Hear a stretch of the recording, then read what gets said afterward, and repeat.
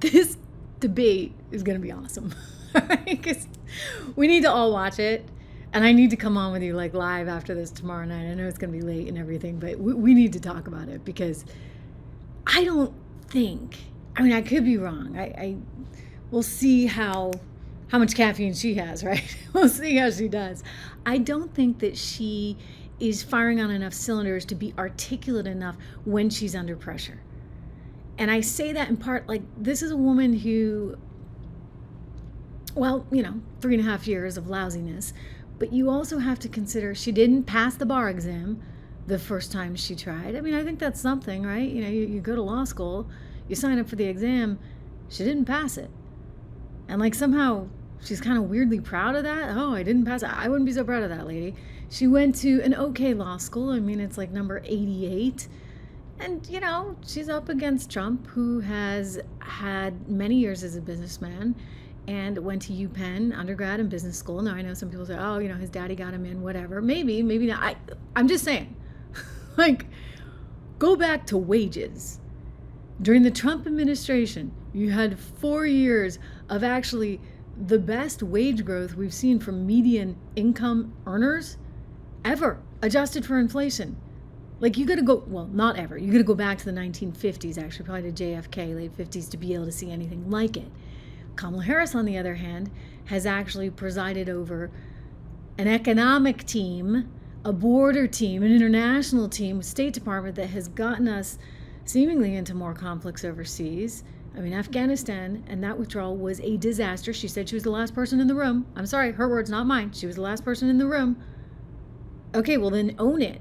You screwed up, royally screwed up. So there's that. There's the economy, and there's the border. Those are kind of three big central things, and I don't know how she spins it. Like, I really don't know how she's going to spin, oh, we're going to turn the page and have a whole new lifeline. No one's buying it, Kamala. No one's buying it. Hey, if you are just watching this, we are live, and I want you to subscribe to the show.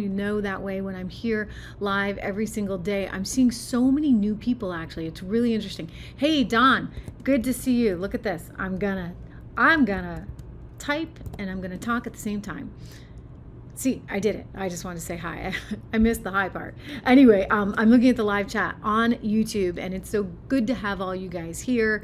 I think we need to be vigilant and cautious, though, right about now, because there's a good chance that he kills it. He does great, right? Like he performs, he's restrained. He has to be a little bit more restrained, in part because I'm just going to say this, she's a woman. And I said this going into the Hillary Clinton debates. He was magnificent in the debates with Hillary Clinton, in part because he actually took that advice that people were giving. Listen, she's a woman. You need to be a little bit more gentle. Part of the reason why I think his debate with Biden back in 2020 didn't go so well was because, he's like, okay, the gloves are off. He's a guy. I can go for it. And he went for the jugular in 2020, and it didn't come off well. It's one of the reasons I said going into the debate with Biden, he had to be mindful of the fact that Biden now feels very fragile and very old. Well, there's a similar dynamic in that she's a woman, so you can't be as aggressive. You can't totally go for the jugular. You have to be very restrained, I think, and he can do that. Like, he can. We'll see if he does. Look at him, and we'll see what he's fancying that evening. But I think he can do it. I think for her, she just doesn't have the policy chops or the track record to be able to pull this off. So what happens then? Serious question. What happens then? So if he excels, and I expect him to, and she falls flat on her face, what do they do? I mean, you've already seen Nate Silver's prediction poll. He keeps saying there's just no way. I mean, he was one of the first ones to come out and say, listen, guys, you got to think about other options here, because it's risky not to run Biden, but it's risky to run him. Well, here we are running Harris at the top of the Democrat ticket with Waltzy Boy, who is a whole other separate story. Again, she should have picked Josh Shapiro. She should have picked Josh Shapiro, but I suspect she was worried about what everybody would say in Michigan, because she's got too many people that are very against Israel, and consequently she's trying to appease that base. On top of it, the word on the street is that she didn't like how Shapiro kind of commanded the room and sucked all the oxygen out of the room, thereby making her feel more diminutive. But you got Trump at 64.4% in his prediction poll, and he's pretty good. Like, he's not exactly I mean, if I were going to classify him as anything, I'd classify him more on the left than on the right. But I think as a statistician, he's trying to do his best job to be as transparent as possible. And he's saying, there it is, 35.3% chance of Harris winning, 64.4%, in part because of none other than that New York Times poll, where Donald Trump is leading now. And he's pointing to all of the swing states. He's pointing to the fact that she hasn't won a Pennsylvania poll. He's pointing to the fact that she doesn't have momentum on her side. And I mean, she really doesn't. Look at that momentum. I'm just blown away by this graphic, because that V is now further apart. Look at that. It's a bigger V than what we had before they knocked off Biden from the ticket, that is. Okay? So the spread is even more significant. So where does that leave Kamala? I think it leaves her in a very bad spot, and they can't change their candidate now. So what do they do? I'm just going to throw this out there.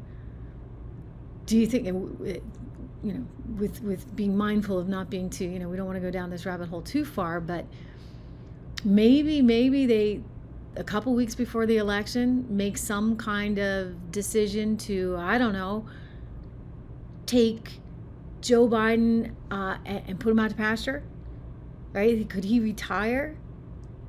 And she takes over, and then she's there and she does an Oval Office speech, and, she's walking up and down the stairs on Air Force One, and everybody's like, wow, They could. But I'll remind you, what does that get you? I mean, maybe America says, oh, wow, yeah, she's the president already. But what does it get you? Because if you actually want change and you want to shift away from the misery that you've been dealing with for the last 3.5 years, if Kamala Harris were to take over as president, wouldn't that just dig her in even deeper? I mean, think about it, guys. I'm not sure what they're going to do, but I think that they're really feeling as though their backs are up against the wall. The other thing is you got to keep in mind, there's a lot of mail-in ballots. Those are going to come in. They're very, to their credit, the Democrats are very good at that mail-in thing, right? They get a good ground game going on. So consequently, where does that put us? Peace of Mind, actually, one of our frequent viewers here, I'm just looking at the chat as I speak to you in real time, makes a very good point that maybe Joe Biden needs to stay on with enough time so that he can pardon his son, the presidential pardons that happen. I'm betting, Peace of Mind, I'm just betting that if they do a deal like this, and I'm just saying, look, I'm not saying this is going to happen by any stretch. I mean, we're just looking at options, right? Like, if I'm a Democrat, I'm freaking out right about now. I'm like, oh my gosh, if she fails in this poll, what do we do now? So we're just looking at all the options. One of the options might be to say, okay, Joe, it's time to retire. Well, if they do that, I imagine that there's going to be some kind of backroom deal that's going on so that it would protect his son in some way, shape, or form, because I think they would want to do that. Again, I'm looking at all of your comments, and yes, I would agree. Guys, we need a strong debate. Donald Trump has to be on his A game. He has to be cautious and careful and treat her a little bit with kid gloves. I know the guy is a good guy that's moderating the debate, but he's ABC News, so he's Disney owned. He's a lefty like any other of the network news anchors. And so we'll be watching David Muir carefully to see, again, whether he's able to really be fair. I think it will be pretty much down the middle. The fact that there are not going to be open microphones, that does actually work to Trump's advantage, because he has a tendency to jump in, and you don't want to save her from herself. She's going to actually speak for 2 solid minutes without using all the colloquial expressions that she defaults to. We don't need to hear about the passage of time, for example. I mean, if we hear that, that's a good, once again, sort of crutch that she would go back to, and you know what's going on. So the fact that the microphones are not going to be open means she's actually going to sustain herself, much like Joe Biden was supposed to and couldn't for the allotted amount of time. So I think that's a positive. Anyway, we'll see. We'll see how it all shakes out.